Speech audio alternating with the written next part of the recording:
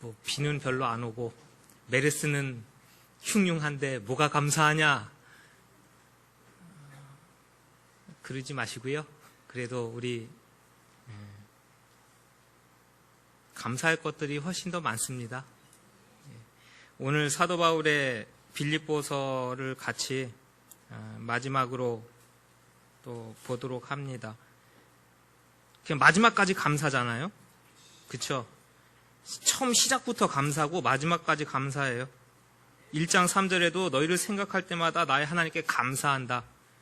마지막 4장을 마치면서도 내가 주 안에서 크게 기뻐하고 그냥 다 기쁨과 감사해요. 자족하고. 오늘 이 말씀 가운데에는 자, 범사에 기뻐하고 감사하는 마음, 또 하나님께서부터 오는 자족하는 생활의 자세, 그리고 하나님께 심는 삶, 그것을 같이 보면서 빌립보서를 마치려고 합니다. 우리 안에, 우리 공동체 안에 복된 하나님의 나라가 임하기를 간절히 원합니다. 자, 선물을 받았대요. 무슨 선물인지는 알 수가 없습니다. 근데 지금으로 보면은 선교비 보낸 겁니다. 사도 바울이 선교하러 다니고 여러 교회를 세우러 다니는데 빌립보 교회는 그것을 알아요. 그리고 그것에 도움이 되기 위해서 옥에 갇혀 있는 바울에게 선교 헌금을 보냈다고 보시면은 틀리지 않습니다. 그래서 그것을 받음으로 인해서 내 필요가 채워진 거예요. 부족한 부분이 채워지는데요. 단순히 그 선물을 받고 선교 헌금을 받은 그것 때문에 기쁘고 감사하다고 이야기하고 있지 않습니다. 뭐 때문에 기쁘고 감사하냐 하는 것을 좀 같이 봤으면 좋겠어요. 10절을 좀 성경책을 보시고 다시 한번 읽어주십시오. 10절입니다. 시작. 내가 주 안에서 크게 기뻐함은 너희가 나를 생각하던 것이 이제 다시 싹이 남이니 너희가 또한 이를 위하여 생각은 하였으나 기회가 없었느니라. 자, 다시 싹이 난 거예요. 그걸 보면서 감사하고 기쁜 겁니다. 싹이 났다는 것은요, 회복했다는 얘기예요. 다시 살아났다는 얘기입니다.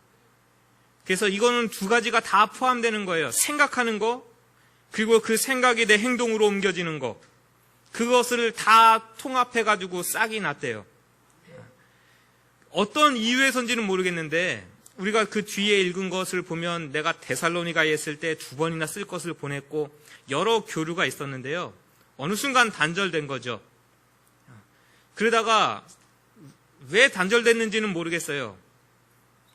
그런데 어느 순간 다시 그 생각과 행동이 실천으로 옮겨져 가지고 사도 바울에게 다시 선교헌금을 보내는 그 일들이 교회 안에 이루어지고 있습니다. 그래서 그것이 다시 회복되고 살아나는 것으로 인해서 굉장히 기뻐하고 있습니다. 오늘 우리가 여러 가지 그게 굉장히 어려운 겁니다, 여러분. 뭔가 내가 생각하고 있고 내가 이렇게 해야 되겠지? 내가 이걸 하면 하나님이 기뻐하시겠지? 이렇게 하면 교회에 도움이 될 것이고 주변에 기쁨을 나누는 게 되겠지? 하는 거 생각하고 마음에 담고 있는 건 여기 100명이면 100명 다 하실 수 있습니다. 그런데 그것이 내가 생각한 것이 정말로 싹이 나가지고 이렇게 파릇파릇하게 보이는 그 씨는 누구나 다 갖고 있어요. 저도 있어요. 여러분들도 있고요. 뭐 신앙생활 하루 이틀 하셨습니까? 말씀 한두 번 들으셨습니까? 우리 안에 수많은 것들 심겨져 있는 거 다 있는데요. 그것이 싹이 나서 보여지고 그것이 열매 맺는 것은 사실 누구나 다 그렇게 되는 것은 아닙니다. 하나님의 기쁨 되는 저 여러분 되길 간절히 원하고요. 그것을 주변에 나눌 수 있는 저 여러분 되길 간절히 원합니다. 빌립보 교회는 다시 한번 그 싹이 일어난 겁니다. 사도 바울은 그걸 보면서 굉장히 기쁜 겁니다.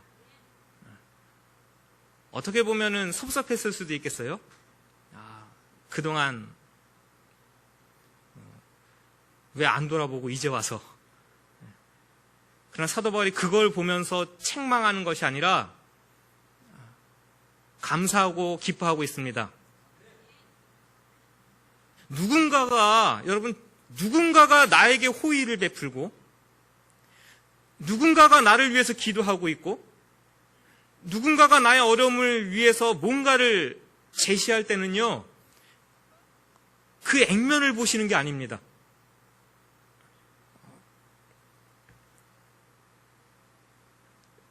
그렇지 않나요? 뭔가를 한번 선물하려고 준비해 보신 적이 다들 있으실 거 아니에요. 누군가에게 뭔가를 해줘야 되겠다 하는 그 마음을 품는 그 순간부터 그것을 진짜 마련해서 전달하기까지는 그 수많은 시간 동안 그것을 생각하는 겁니다. 그렇죠? 거기에 마음이 있는 거잖아요. 예를 들어서 제 방문을 똑똑똑 두드리고 들어오시는 많은 분들이 계십니다. 그분들의 손에는 다양한 것들이 들려 계셔요. 어떤 분들은 목사님 드세요 하면서 옥수수를 삶아가지고 몇 알 들고 오시고요. 어떤 분들은 트럭에서 파는 참외를 하나 사갖고 오시고요. 그게 액면 전부입니까? 제 방을 두드리고 목사님 이거요 하고 내미는 그 때까지는요, 집에서부터 이걸 사다 드려도 될까 말까, 좋아하실까 안 할까, 이 별별 생각 다 하면서 그거 준비한 거잖아요. 저는 그걸 받을 때 그 마음을 받는 겁니다. 감사할 일이죠. 감사할 일이에요. 사도 바울이 이게 물질이 얼만큼이고 너희들이 재정이 얼만큼이야. 근데 성경은 왜 이 정도야? 이게 아니에요. 나를 생각하고 준비해서 보낸 그 모든 것에 너무나 나는 감사하다. 사도 바울이 범사에 감사할 수 있었던 이유는 여기 있습니다. 하나님께로부터 오는 모든 것이 그런 겁니다. 햇빛이 그냥 있으니까 여러분 아무렇지도 않습니까? 저와 여러분들을 오늘도 살고 내일도 살게 하기 위해서 하나님의 생각과 마음은 항상 저와 여러분들에 있기 때문에 우리의 필요한 모든 것을 내려주고 계시는데요, 그걸 바라보면서 감사하지 못하다는 건 참 안타까운 일입니다. 비는 때 되면 오는 겁니까? 한번 안아보니까 이게 얼마나 감사한 일인지 알죠? 좀 바짝 한 번씩 말라봐야 이렇게 감사한 걸 아는 겁니다. 감사하죠. 하나님이 우리나라를 보고 계신 거예요. 그리고 하나님의 관심은 항상 거기 있어요. 우리가 부르짖을 때 하나님이 주시는 거예요. 감사하면서 살아야 됩니다. 제가 감사하지 못하는 게 얼마나 참 안타까운지를, 실제 이거는 있었던 거니까요. 우리나라에도 지금 귀순해서 북한에서 내려오신 분들 많이 계시잖아요. 미국에도 많이 계십니다. 저희 교회 담임 목사님이 상담하시고 카운티에서 카운슬러예요. 그래서 여러 사람들 상담하고 도와주고 하는 일들을 하셨습니다. 교회에서 사례비가 못 나가니까 20-30명 모여 앉아있는 교회는 목사님들 사례비 없습니다. 저도 부목사 하면서 사례비 못 받았고 나가서 일했고요. 담임 목사님도 일하면서 살았어요. 그러고 북한에서 오신 분을 만났대요. 북한에서 오신 분을 만나가지고 교제를 하는데 허리가 다쳤답니다. 일하다가. 그 소식을 듣고 찾아가셨대요. 허리 띠 있잖아요. 허리를 동여매는 띠를 사가지고 찾아갔대요. 그럼 어떻게 하는 게 맞습니까? 감사해야 맞는 거 아니에요? 내가 허리 다쳐서 아프니까 이렇게 찾아와 주시고 일하라고 띠를 사다 주시고 감사합니다 목사님 하고 받는 거 저는 기본 상식이고 정상인 것 같아요. 근데 그 반응이 어땠는지를 듣고 목사님이 참 실망하시는 거예요. 뭐라고 반응이 나왔다고요? 예전에 한번 말씀드렸어요. 이거 왜 주시는 건데요? 목사님 이거 왜 주시는 건데요? 아니 이거 허리 아프시니까 일하실 때 이거 띠라고. 아니 허리가 아프가지고 내가 누워있으면 돈을 갖다 주셔야지 왜 허리띠를 갖다 주시냐고. 그래서 그 목사님이 가슴을 치면서 오셔가지고 남북한이 통일돼도 문제다, 참 기도할 문제다. 저 사람들 그 사고방식 어떡할 거냐 하면서 참 안타까워 하시던 모습을 제가 직접 옆에서 본 거니까요. 그렇게 감사하지 못하는 게 그만큼 참 안타까운 일이에요. 감사할 것에 대해서 감사하는 삶 새기실 간절히 원합니다. 우리가 한국에 있고 우리 아름다운 교회가 있고 가정을 유지하고 있고 자녀들이 잘 크고 있고 뭐든지 감사할 것들이에요. 거기에 대해서 감사하지 못하고 불만하고 불평하고 있다면 참 안타까운 삶입니다. 우리 범사에 감사하는 삶이 사도 바울과 같이 넘치기를 간절히 원합니다. 두 가지 싹이 우리 가운데 다 났으면 좋겠어요. 하나는 누군가를 함께 도울 수 있고 하나님 나라의 확장에 우리가 함께 동참할 수 있는 그 마음의 싹이, 그 하나님의 나라의 확장의 그 씨가 우리 안에 심겨진 것들이 다시 싹이 나고 생명나길 간절히 원합니다. 또 한편은 누군가를 이해할 수 있고 누군가로부터 받은 것으로 인해서 내가 감사하고 기뻐하는 그 감사와 기쁨의 싹들이 우리 안에 날마다 풍성히 일어나길 간절히 원합니다. 자, 따라하십시오. 자족하자. 굉장히 우리가 잘 아는 말씀이죠. 우리가 눈여겨보는 건 13절이잖아요. 누구나 다 외우는 거. 내게 능력 주시는 자 안에서 내가 모든 것을 할 수 있느니라. 아멘입니다. 저도. 근데 이 말의 의미, 이 구절의 의미를 정확하게 알면서 아멘하고 외우셔야 되는 겁니다. 이것은 우리가 예수 믿으면 슈퍼맨이 된다는 소리 아닙니다. 예수 믿는 사람 다 할 수 있으니까 할머니들 나오셔가지고 이거 번쩍번쩍 들어보세요. 이런 내가 모든 것을 할 수 있습니다의 뜻이 아니란 얘기입니다. 궁핍에도 처해봤고 풍부에도 처해봤습니다. 사도 바울이에요. 궁핍한 생활 가운데서도 하나님께 범사에 감사하고 기뻐하는 삶을 유지할 수 있었고요. 풍부하게 처해 있을 때도 그 풍부함 가운데서 하나님이 원하시는 일들을 능히 감당할 수 있는 능력이 사도 바울에게 있었습니다. 돌려 말하면 그 풍부와 물질에 짓눌려서 그저 그거에 묻혀 사는 삶, 그것에서 벗어난 참된 하나님의 사람으로의 모습을 충분하게 꾸준하게 유지할 수 있는 능력이 사도 바울에게 계속해서 있었다는 얘기입니다. 그리고 그것은 따라하십시오. 배워야 된다. 삶을 하루하루 그냥 지나치시는 거 아닙니다. 저도 마찬가지고 여러분들도 마찬가지입니다. 처해지는 상황을 그냥 지나치시는 거 아닙니다. 목사도 동일합니다. 제가 하나님께서 보내시는 여러 교회들이 있었습니다. 여러 자리들과 여러 상황들과 여러 가지 부류의 사람들을 만나는 자리 가운데 하나님이 저를 두신 적들이 있습니다. 그럼 그때는 뭐 하라고 거기다 두신 겁니까? 이유가 있고 목적이 있죠. 여러분들에게 주신 오늘 가정의 자리, 여러분들에게 저에게 주신 오늘 교회의 자리, 때로는 그것이 풍부의 자리입니까? 때로는 그것이 내가 생각하는 것에 못 미쳐서 비천한 자리입니까? 사도 바울이 얘기하고 있는 비천의 자리는 말 그대로 가난한 자리입니다. 누가 봐도 객관적으로 너무나 가난하고 없는 상황 가운데 처해 있어요. 그러나 그뿐 아니에요. 사도 바울은 풍부하게 풍족하게도 살아봤습니다. 그 모든 생활 가운데 있었다는 거예요. 그러면서 그 가운데서 배웠습니다. 하나님이 왜 나를 이 자리에 두셨지? 하는 걸 배웠고요. 풍부할 때는 나에게 왜 하나님이 이 풍부한 것들을 주시지? 하는 것을 그 삶을 통해서 배워가는 겁니다. 그것을 못 배우면 어떻게 됩니까? 비천에 처할 줄을 배우지 못한 사람은요, 풍부하다가 비천하게 되면 어떻게 되는 거예요? 못 견디지요. 못 견디고 맙니다.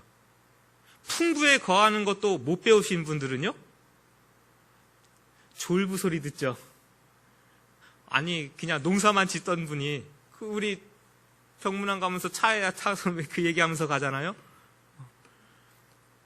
농사 짓다가 땅 막 이렇게 있었는데 갑자기 개발되면서 돈이 그냥 왕창 들어왔는데 이거 어떻게 해야 될지 모르는 사람들, 그 사람들을 일컬어 우리는 졸부죠. 감당 못하는 겁니다. 그 부에 대해서 감당하지 못하는 거예요. 능력 주시는 그리스도 예수 안에서, 나를 강하게 하는 그리스도 예수 안에서 자족하는 것을 배우는 겁니다. 그 안에서 그것을 감당할 수 있는 능력을 배우는 겁니다. 자족한다는 것이요, 그 헬라 사람들이 굉장히 도달하고자 하는 최고의 경지입니다. 인간이 도달하고자 하는 최고의 경지는 자족합니다. 이게 단순히 지금 사도 바울이 쓰고 있는 말이 성경 안에만 나오는 말들이 아니에요. 그래서 어떻게 하면은 이 사람들은 자족하기를 배운다 그랬냐? 1번, 인간은 태어날 때 자기 속에 내면의 자원이 있다. 이걸 잘 활용해서 내 스스로 자족하는 마음으로 나아갈 수 있다. 2번, 신이 부여한 운명에 나 자신을 잘 맡기면서 살아가라. 그럼 자족할 수 있다.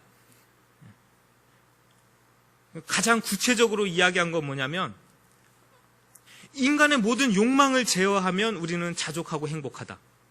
그래서 방안으로 제시한 게, 행복하기를 원하시는가? 소유에 무엇을 더하려고 하지 말고 내 욕망을 줄여라, 제어해라. 이게 헬라 철학자들이 말하는 자족이었습니다.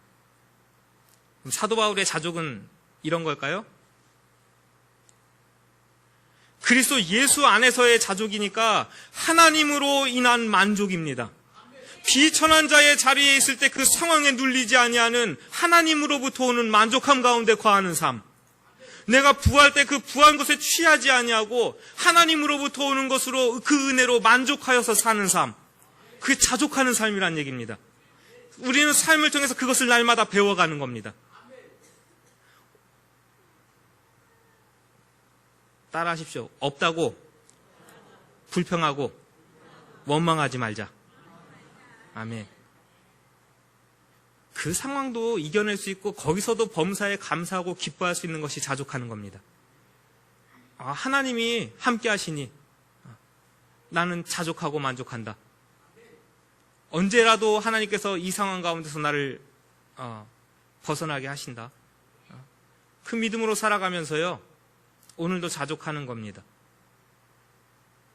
더 자족하기 힘든 사람들은 누구냐? 오히려 부자들입니다. 내가 기본적으로 쓰고 살고 남는 모든 것을 들고 있으면서 하나님으로부터 오는 자족은 무엇이냐? 내가 쓸 것이 있으니 만족하고 그 남는 것은 나누고 베풀 줄 아는 것이 자족입니다. 우린 그 자족 참 못하죠. 그 자족은 참 못하는 겁니다. 내가 능력 주시는 자 안에서 그래서 할 수 있는 거예요. 그래서 이건 비밀입니다. 누구에게나 주어지는 것이 아닙니다. 그리스도 예수 안에 있을 때 하나님으로부터 오는 자족이 임하는 줄로 아시고 믿음 안에 서시고 말씀 안에 서시길 간절히 원합니다. 물어봐요. 제가 이제 학기를 마쳤습니다. 월요일날, 지난주 월요일날 마지막으로 이제 교수님들하고 같이 공부하시는 학생들하고 마지막으로 모여서 같이 식사를 하고 종강 모임을 하고 마치는데, 저는 되게 불쌍히 여김을 받는 쪽이거든요. 다 오면 저만 붙잡으면은 교회는 어떠세요? 생활을 할 만하세요? 어떠세요? 하고 걱정 어린 눈으로 물어봅니다. 예전에는요, 힘들다고 얘기했어요. 힘들죠. 어렵습니다. 사실 지금은 좀 마이너스입니다. 왜 그런 말을 했을까요? 자족하지 못하기 때문이에요. 그리스도 예수 안에서 만족함이 없는 거예요. 그러니까 자꾸 부족한 것만 보이고 없는 것만 보이는 겁니다. 힘든 것만 보이는 거예요. 배워가는 겁니다, 목사도. 그렇죠? 말씀 안에서 그리스도 예수 안에서 풍족하고 내가 자족한 것을 배워가는 겁니다. 내가 왜 모자라? 여기 앉아 계신 이분들이 우리 교인이고 성도고 내 식구고 가족이고. 아멘입니다. 우리가 왜 없어요? 저 버스 저거 비싼 겁니다. 왜 없어요? 뭐가 부족해요? 우리 식당 해놓으신 거 보세요. 오늘도 가면 뭐가 달라져 있을 겁니다. 뭐가 하나씩 자꾸 늘어나는데 왜 우리가 없고 가난해요? 한 작년부터는 그 말들을 싹 버렸습니다.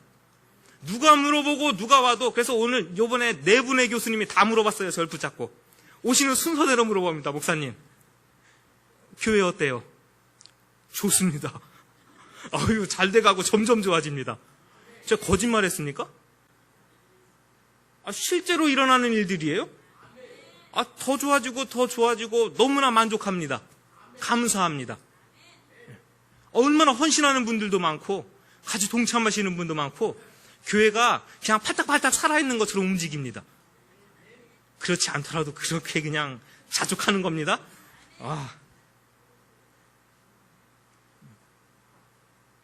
기질이도 없으면서 무슨 커피가 그렇게 비싸요? 밥보다 비싸. 그쵸? 우리가 다 같이 20명이 모여 앉아서 밥 먹은 값이나 20명이 모여 앉아서 커피 마시고 거기다가 뭐 케이크 하나씩 먹은 값이나 비슷비슷해요. 일단 긁고 보는 거죠. 1년에 한 번 우리 같은 학생들, 교수님들 커피 한 잔 못 사드릴까? 이것은 전 회장인 김 목사가 계산하겠습니다. 이거 우리 애기 엄마가 알면 혼날 건데. 없다 하니까 진짜 없어져요. 죽겠다 하니까 진짜 죽을 것 같아요. 그러나 감사하다 하면 감사할 일이 생기고요. 나 기쁘다 하면 기쁜 일이 생깁니다. 자족하는 마음을 우리가 하루하루 배워가시길 간절히 원합니다. 이 결론은 마지막에 가서 한 번 더 말씀드릴게요. 이렇게 얘기해놨더니 오해할 것 같죠? 아니, 저 사람은 우리가 보내주나 안 보내주나 어떤다? 다 자족하고 만족하니 굳이 우리가 성경원금 보낼 이유도 필요도 없겠네 하는 사람들이 분명히 나오게 되어 있습니다. 그래서 사도 바울이 그런 거 아니에요. 내가 그런 물질관을 가지고 있고 그런 관점을 가지고 있을 뿐이지 여러분들이 도와준 것은 정말로 큰 도움입니다. 내 부족한 것들을 다 채우고도 남을 만큼 큰 도움을 내가 받아서 너무나 감사하고 감사합니다. 따라하십시오. 하나님께 심은 것은 하나님이 갚아주신다. 아멘. 단순히 사도 바울의 선교에 도움을 주는 헌금한 것으로 보지 않습니다. 내 괴로움에 함께 동참하였다. 나는 하는 일이 없다고요? 동참하실 수 있습니다. 나는 별로 하는 일 없다. 아니에요. 기회를 얼마든지 드리겠습니다. 잘 됐어요. 오늘 짜고 한 것도 아닌데 내일 원로 목사님 중국으로 출국하시거든요. 제가 뭐 짜고 이거 맞췄습니까? 우리 읽던 대로 읽어왔어요. 근데 어떻게 이렇게 됐는지 잘 됐다 하고 오늘 아예 대놓고 헌금 설교할 거예요. 나의 작은 헌신과 나눔이 누군가에겐 굉장한 체험이 되는 겁니다. 그리고 여러분과 제가 선교 헌금해가지고 원로 목사님 손에 들려보냈습니다. 그러면 우리도 그 원로 목사님이 가가지고 뼈 빠지게 수고하고 애쓰고 노력하는 그 모든 것을 우리도 함께 동참하는 겁니다. 쉬워요. 나는 하나님 앞에서 일할 게 없고 한 게 없고 왜요? 왜 한 게 없어요? 왜 한 게 없어요? 누군가를 위해서 채우는 일을 같이 하는데 왜 하는 일이 없어요? 나는 안 타고 다녀도 차량 헌금하세요. 나는 식당에서 밥 안 먹어도 의자 하나 사놓으세요. 하나님의 나라에 함께 동참하는 것으로 그 괴로움에 함께 동참하는 것으로 인정하신답니다. 근데 그거 다 손 놓고 계시면 그때는 진짜 할 거 없는 거예요. 기회를 다 드릴게요. 하나님께서 받으시는 제물과 같이 받으신대요. 이 향기로운 제물은 노아의 제사 때부터, 그리고 하나님께 드려지는 모든 제사, 에베소서에서는 예수 그리스도의 십자가가 향기로운 제물이라, 그리고 오늘 이렇게 선교 헌금 보낸 것을 하나님 앞에서 드려지는 향기로운 제물이라. 하나님이 받으시는 향기로운 제물 같이 받으시면요, 사도 바울이 아예 19절처럼 대놓고 풍성한 영광, 예수 안에서 영광 가운데 그 풍성한 대로 하여간 좋은 것은 다 끌어다 붙여서 너희에게 채우시리라. 이것을 아멘 하시는 분들은 분명히 채움 받으실 줄 믿습니다, 저는. 부자로 사시고요, 풍요롭게 사시길 간절히 원하는데, 하나님 앞에 인색하시면서 나는 그렇게 되겠다고 큰소리 뻥뻥 치고 사시지 마십시오. 하나님 앞에 뿌리시기 바랍니다. 심으시고요. 목사한테 심으라고 안 할게요. 저 안 도와주셔도 되고요. 저는 일단 두세요.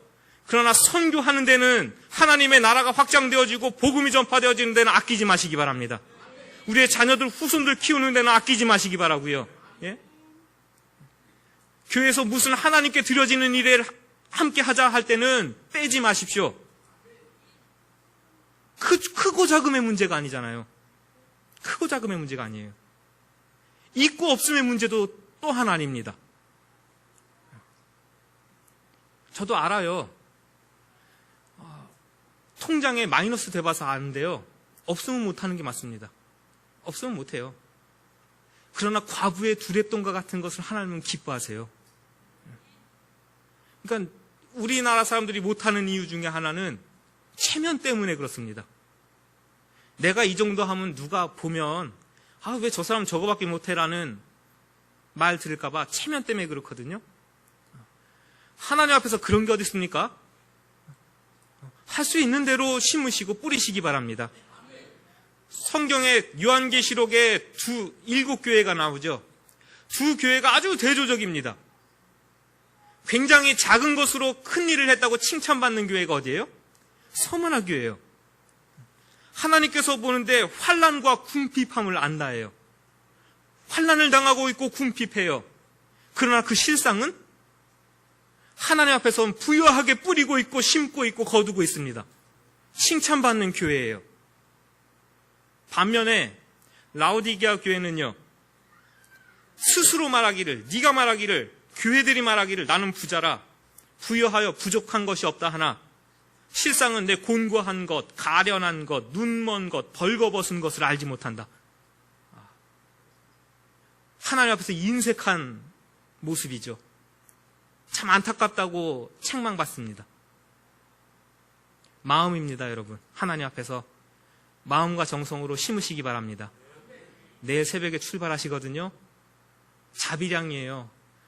누가 파송한 데도 없고요. 중국에서 비행기표 보내면서 와주십시오라고 하는 것도 없고요. 가면은 싸가지고 가신 거 풀어놓으시면서 가르치시고, 국경에다가 북경 성산교회를 세우시는 사역들 하고 계시는 거고요. 그 확장에 우리가 다 같이 손보태는 것은 우리 모두가 복받는 길입니다. 원로 목사님이 애초에 하시던 대로예요. 저도 그렇게 할 겁니다. 한 명당 5,000원씩만 해주시면 충분합니다. 한 주일에 짜장면 한 그릇 안 드신다고 생각하시고 다 같이 동참하십시오. 풍요로우신 하나님이 그거 갚아주실 겁니다. 우리 하나님 그렇게 인색하고 째째하신 분 아니라고요. 사도 바울이 마지막에 그렇게 우리 하나님은 풍요하시니 그대들의 그 마음과 열정들을 분명히 갚으실 것이라. 자, 이제 말씀을 마치겠습니다. 풍부와 비천에 처했다는 것은요, 하나님께서 그렇게 옮기셨다는 얘기예요. 이렇게도 두시고 저렇게도 두시고. 왜 그렇게 두셨을까요? 왜 비천한 자리에 두셨을까요? 비천한 자리에 가서 그곳에 있는 사람들에게 복음 전하라고. 거기만 있으면 부유한 사람들에게 전할 기회가 올까요? 그러니까 때로는 부유한 자리에 앉혀놓으시고 뭐 하라고요? 그 사람들하고 같이 지내면서 그 사람들의 생활을 알고 그 사람들을 전도하라고요. 복음을 전하라고요. 저와 여러분들에게 오늘 주신 삶은 단순히 내 삶을 유지하고 먹고 사는데 여러분들을 주신 것이 아닙니다. 따라하십시오.